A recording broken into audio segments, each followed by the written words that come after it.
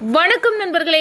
மாயாச்சின்னு serial சேமா பரபரப்பா போயிட்டு இருக்குன்னே சொல்லலாங்க. பரபரப்பான கட்டத்துல ரகுராம் வீட்டு பத்திரத்துல நம்ம ஜீவா சைன் போட்டாதான் அது செல்லும் அப்படின்னா அந்த பத்திரத்துல கதிர் சைன் போட வைக்கணும், அதுக்கு தனாவை கடத்தணும் அப்படின்னு நம்ம தனாவை புவனேஸ்வரி கடத்தி ஐஸ் சுத்தி ஐஸ் இருக்கக்கூடிய அந்த இடத்துல கொண்டு போடுறாங்க. ஒரு கட்டத்துல பார்த்தோன்னா நம்ம தனா போனை எடுத்து அடிக்கிறாங்க, நம்ம மணி எடுக்கிறாங்க. அப்பதான் மாமா நான் இந்த புவனேஸ்வரி பிடியில சிக்கி இருக்கேன், என்னை சுற்றி ஐஸ் கியூப்பு இருக்கக்கூடிய இடத்துல கொண்டு போட்டுட்டா இந்த புவனேஸ்வரி அப்படின்னு சொல்லினார நம்ம ரகுராமுக்கிட்ட மணி சொல்கிறாங்க, உங்கள் பொண்ணை கடத்தி வச்சிருக்கா புவனா அப்படின்னு அந்த விஷயத்த சொன்ன உடனே ரகுராம் நம்ம தனாவை தேடி வராங்கங்க. தனாவை ஒரு கட்டத்தில் பார்த்தோன்னா கடத்தி வச்சிருக்க இடத்துக்கு அந்த செல்ஃபோன் சிக்னலை வச்சு ரீச் ஆகி நம்ம ரகுராம் புவனேஸ்வரி அடியில் வெளுத்து தனாவை மீட்கிறாங்க. அப்போ தான் தனா உண்மையை உடைக்கிறாங்க.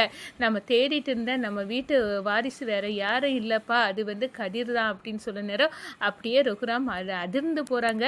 அந்த கதிர் தான் அப்படின்னு தெரிஞ்சுதான் இந்த புவனேஸ்வரி நம்ம ஜீவாவோட சைனை வீட்டு பத்திரத்தில் வேணும் அப்படின்காக என்னை கடத்திருக்கா அப்படின்னு உள்ள விஷயத்தை போட்டு உடைக்கிறாங்க.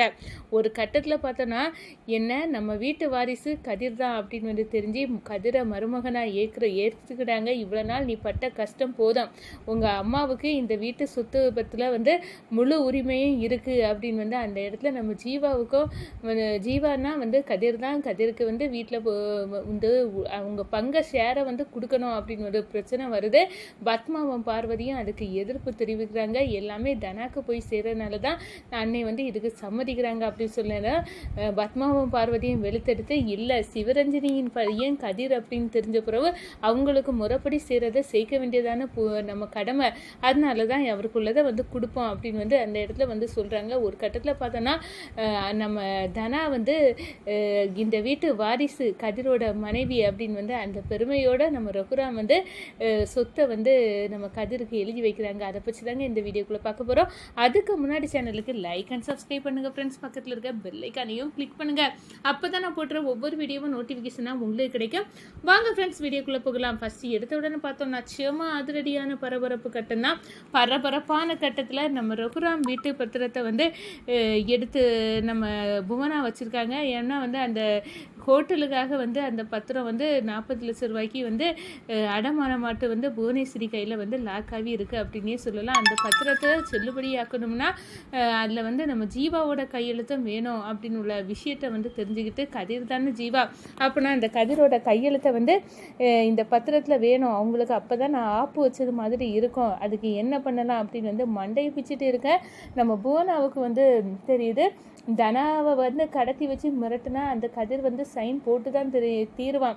மனைவிக்காக கணவன் கண்டிப்பாக வருவான், அப்படின்னா தனாவை தூக்க வேண்டியதா அப்படின்னு தனாவை அந்த இடத்துல தூக்குறாங்க. இந்த சைடு பார்த்தோன்னா இது தெரியாமல் நம்ம மாயா சீனு கதிர்கிட்ட பேசிகிட்டு இருக்காங்க. எதுக்காகடா இவ்வளோ கஷ்டத்தைப்பட்டுட்டு இருக்கா, நீ பிரியப்பட்ட ஒரு வார்த்தை சொல்ல வேண்டியதானே, இந்த வீட்டு வாரிசு சிவரஞ்சனி அத்தையோட பையன் நான் தான் அப்படின்னு உண்மையை உடைச்சா உனக்கு குறைஞ்சா போயிடுவ, சொல்ல வேண்டியதானடா அப்படின்னு அந்த இடத்துல மாயா நம்ம ஜீவாவை அதாங்க கதிரை பார்த்து கேட்குறாங்க. ஒரு கட்டத்தில் பார்த்தோன்னா கதிர் இல்லை மாமாவுக்கு என் மேலே ஏதோ ஒரு பெரிய கோபம் இருக்குது, அந்த கோபத்தினால தான் இது எல்லாமே என்னை ஏற்றுக்க முடியாத நிலைமையில் இருக்காங்க. ஆனால் நான் சிவரஞ்சனி அப்படின்னு எங்கள் அம்மா பேரை சொல்லி நான் அவங்க மகன்தான் அப்படின்னு நான் அவங்க கிட்ட போய் நிற்கிறதுல எனக்கு விருப்பம் இல்லை.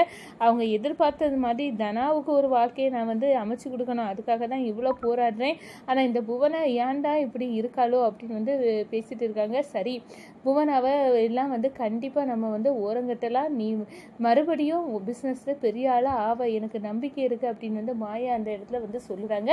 இந்த சைடு பார்த்தோம்னா நம்ம தனாவை புவனேஸ்வரி கடத்திடுறாங்க. ஆளை வச்சு கடத்தி அதை சுற்றி ஐஸ் இருக்கக்கூடிய அந்த ஒரு ரூமுக்குள்ளே கொண்டு போடுறாங்க. போட்டுக்கிட்டு நம்ம மாயாவுக்கு கால் பண்ணி சொல்கிறாங்க, என்ன இப்போ எனக்கு வீட்டு பத்திரத்தில் அந்த கதிரோட சைன் வேணும், அவன் தானே ஜீவா, அப்போ அந்த பத்திரத்தில் அவனுக்கு சைன் தேவை தானே, அந்த சைனை எனக்கு வாங்கி தரேன்னா அவனுக்கு பொண்டாட்டியை நான் கடத்தி வச்சுருக்கேன், சுற்றி ஐஸ் கட்டி தான் அப்படின்னு அந்த இடத்துல சொல்ல நேரம் மாயா சாக்காராங்க. இந்த சைடு பார்த்தோன்னா நம்ம மாயா உருவாக்கில் எங்கே தனாவை தனாவை தேடி கண்டுபிடிக்கணும் அப்படின்னு வந்து அப்படியே வந்து முரண்டு போய் நிற்கிறாங்க. இந்த சைடு நம்ம தனாவுக்கு ஃபோனை எடுத்து வச்சு தகவலை வந்து நம்ம வீட்டுக்கு கொடுப்போம் அப்படின்னு வந்து அடிக்கிறாங்க. அப்போ தான் மணி ஃபோனை எடுக்கிறாங்க. நான் தனா பேசுகிறேன் மாமா, என்னம்மா சொல்லு, எங்கேருந்து பேசுகிற அப்படின்னு வந்து கேட்குனாரு. என்னை சுற்றி ஐஸ் கட்டி இருக்குது, என்னை வந்து கொடுமைப்படுத்துகிறா, புவனா தான் என்னை அடைச்சி வச்சுருக்குது அப்படின்னு உள்ள விஷயத்த சொன்ன உடனே அப்படின்னு வந்து அதிர்ச்சியில் நிற்கிறாங்க. என்ன புவனா வந்து அடைச்சி வச்சுருக்காளா அப்படின்னு வந்து அந்த நியூஸை கேட்டுக்கிட்டு நம்ம ரகுராம்கிட்ட வந்து ஓடி போகிறாங்க. மச்சான், தனா உயிருக்கு ஆபத்து, தனாவை வந்து புவனேஸ்வரி கடத்தி வச்சிருக்கா அப்படின்னு உள்ள விஷயம் ரெடி கணங்க நம்ம ரகுராமுக்கு இருக்கு. என் பொண்ணா இந்த புவனா கடத்தி வச்சிருக்கலா, இந்த செல்ஃபோன் எந்த சிக்னல் இதுலேருந்து வருது அப்படின்னு வந்து அந்த நம்பரை ட்ராக் பண்ணி அந்த லொக்கேஷனை வந்து கண்டுபிடிக்கிறாங்க. ஒரு கட்டத்தில் பார்த்தோன்னா அந்த ஐஸுக்குள்ளே வந்து நம்ம தனாவை போட்டு கொடுமைப்படுத்துகிற அந்த புவனேஸ்வரியை அடியில் வெளுத்து நம்ம தனாவை வந்து மீட்கிறாங்க. தனாவை மீட்டு எதுக்காக இந்த புவனா இப்போ உன்னை கடத்தினா அப்படின்னு வந்து நம்ம தனாட்ட வந்து கேட்க நேரம் அதை பற்றி எனக்கு தெரியலை, ஆனால் உண்மையிலே வந்து நம்ம வீட்டு வாரிசு கதிர் தான் அப்படின்னு வந்து அந்த டாலர் செயினை வந்து காட்டுறாங்க நம்ம ரகுராம் கிட்ட. இப்போ புரிஞ்சுது, அதை தெரிஞ்சுதான் கதிரை இவ்வளோ டார்ச்சர் பண்ணாலா இந்த புவனா அப்படின்னு வந்து அரண்டு போய் நிற்கிறாங்க. அன்னைக்கு கிருஷ்ணர் வேஷத்தில் வர நேரமே அவன் மேலே எனக்கு சந்தேகம் இருந்து அதனால் அவனை போய் நான் வந்து பார்த்தேன் அப்படின்னு வந்து அந்த ஆனால் அவன் அங்கே வந்து அவனுக்கும் திடுதுப்புனி வந்து சந்தேகம் வந்து அவன் இல்லாத மாதிரி காட்டிட்டான். அந்த கண்களை நான் எங்கேயோ பார்த்தது மாதிரி இருக்கு அப்படின்னு வந்து சந்தேகப்பட்டே அது கரெக்டாக தான் இருக்கு அப்படின்னு வந்து அந்த இடத்துல வந்து அதிர்ச்சியில் நிற்கிறாங்க. நம்ம மாயா வராங்க. உண்மையிலே அதுதான் கதிர் தான் நம்ம வீட்டு வாரிசு, சிவரஞ்சனி அத்தையோட பையன். அதை தெரிஞ்சுக்கிட்டு தான் இந்த புவனா வந்து சதி பண்ணுறா. இந்த வீட்டு பத்திரத்தில் ஜீவாவோட சைன் இருந்தால் தான் வந்து இது செல்லுபடி ஆகும் அப்படின்னு வந்து தெரிஞ்சுட்டு தான் கதிர் சைன் வந்து வேணும்னு தான் தனாவை வந்து கடத்தி வச்சிருக்கா அப்படின்னு வந்து அந்த விதத்தில் வந்து தெரிய நேரம் அப்படியே வந்து சாக்காவே நிற்கிறாங்க நம்ம ரகுராம்.